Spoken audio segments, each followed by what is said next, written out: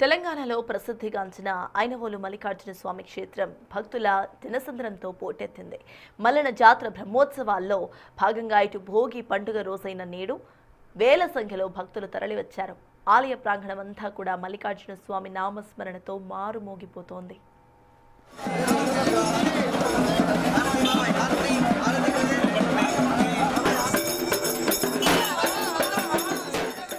భోగి పండుగను పురస్కరించుకొని ఆలయ అర్చకులు స్వామివారికి విశేష పూజలను నిర్వహిస్తున్నారు. విఘ్నేశ్వర పూజతో ప్రారంభించి పుణ్యవాచన, ఇక మహాన్యాసపూర్వక ఏకాదశ రుద్రాభిషేకం, మహానివేదన వంటి ఆధ్యాత్మిక కార్యక్రమాలను శాస్త్రోక్తంగా పూర్తి చేశారు.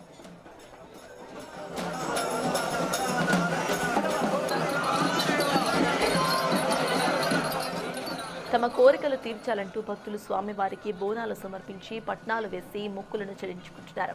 సంక్రాంతి సెలవుల కారణంగా భక్తుల తాకిడి మరింత పెరగడంతో అధికారులు దర్శనం కోసం ప్రత్యేక క్యూ లైన్స్ ను ఏర్పాటు చేశారు.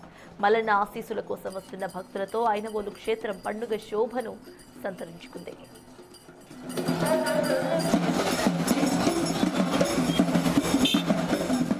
మరిన్ని డీటెయిల్స్ మా ప్రతినిధి వేణు అందిస్తారు. జానపదుల జాతరగా పేరుగొంచిన ఐనవోలు మల్లన్న జాతర బ్రహ్మోత్సవాలు అంగరంగ వైభవంగా మొదలయ్యాయి. ప్రస్తుతం భారీగా భక్తులు తరలివస్తూ స్వామివారి దర్శనం చేసుకుంటున్నారు. సో ఈ యొక్క సంక్రాంతిని పురస్కరించుకొని కూడా ఈ జాతర బ్రహ్మోత్సవాలు కొనసాగుతాయి. జాతర విశిష్టత ఏంది? ప్రస్తుతం మనతో అర్చకున్నారు. ఏం జరుగుతుంది? భోగి సంక్రాంతి ఏం ప్రత్యేక కార్యక్రమం ఏమేం చేస్తారు? ఏం చెప్పదలుచుకున్నారు జాతరకు సంబంధించి? తెలంగాణ అంటేనే మనకు సుప్రసిద్ధమైనటువంటి జానపదుల జాతరలకి పెట్టింది పేరు. అయితే ఈ మొక్కుబడి జాతర అంటారు. ఇలాంటి జాతరలన్నింటినీ కూడా మొక్కుబడి జాతరలు అంటే ఏంటి అని అంటే, మామూలు జాతరలకి వీటికి చాలా వ్యత్యాసం ఉంటుంది.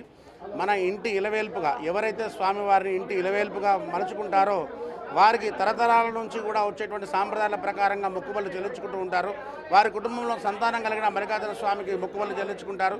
తల వెంట్రుకలు కానివ్వండి, తర్వాత కొరమీసాల మల్లన్న, ఐనవోలు మల్లన్న అని చెప్పేసి ప్రార్థన చేస్తూ స్వామికి కూరమీసాలను కూడా సమర్పిస్తూ ఉంటారు.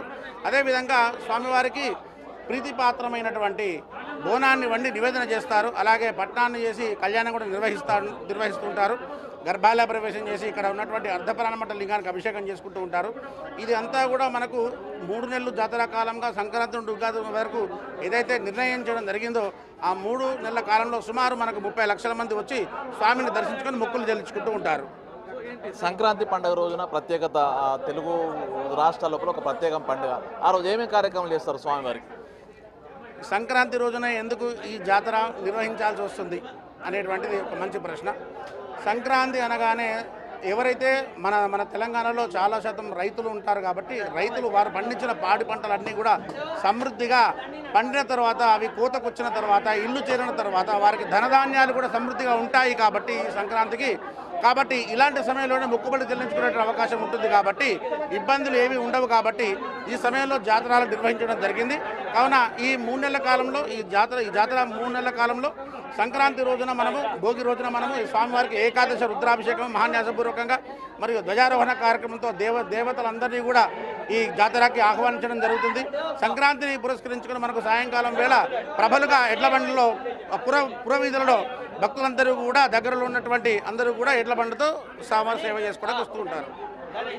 మల్లన్న స్వామి జాతర బ్రహ్మోత్సవాలకు సంబంధించిన విశేషాలు ప్రధానంగా సంక్రాంతిని పురస్కరించుకొని పూర్తిగా గ్రామీణ రైతులకు సంబంధించినటువంటి పంటలు చేతికొచ్చే దశ కాబట్టి ఈ యొక్క మకర సంక్రాంతి రోజున ప్రత్యేక కార్యక్రమాలు జరిపి మల్లన్న స్వామి భక్తులకు దర్శనం అయితే ఇస్తున్నటువంటి సిచ్యువేషన్ ఉంటుంది. ఇక తెలంగాణలో ప్రత్యేకించి ఈ యొక్క రైతులకు కేంద్రంగా కూడా ఈ యొక్క జాతరలు జనవరి వచ్చిందంటే జాతరలు జరుగుతాయి. సంక్రాంతిని పురస్కరించుకొని ఈ యొక్క జాతరలు వైపు ఐనవోలు మల్లికార్జున స్వామి, అదేవిధంగా కొత్తకొండ వీరభద్ర స్వామి జాతరలు కూడా అంగరంగ వైభవంగా జరుగుతున్న పరిస్థితికి ఐనవోలు దాదాపు 30 లక్షల మంది పైగా భక్తులు వచ్చేటువంటి ఈ 3 రోజుల పండుగ కోసం పూర్తిగా అన్ని ఏర్పాట్లు పూర్తి చేసిన పరిస్థితి. ఇక తెలుగు రాష్ట్రాలే కాకుండా కూడా ఇతర రాష్ట్రాల నుంచి కూడా భక్తులు భారీగా తరలివచ్చి మల్లికార్జున స్వామిని దర్శించుకున్నటువంటి సిచ్యువేషన్ ఐనవోలులో కనిపిస్తుంది. సంతోష్తో వేణు బిట్టి ఐనవోలు.